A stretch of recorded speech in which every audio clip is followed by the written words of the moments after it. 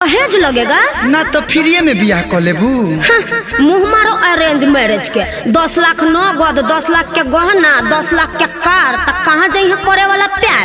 ऐसे बढ़िया तो लव मैरिज बा। कैसे लहसुन खर्चा एकर 10 रुपया के बड़ा माला मिलेगा 10 रुपया से नूर में लगेगा 20 रुपया और 200 में पंडित जी मैनेज।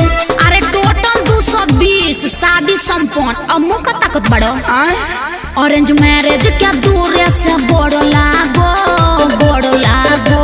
ठीक है कहतन जागो ग्राहक जागो लड़की लेकर भागो।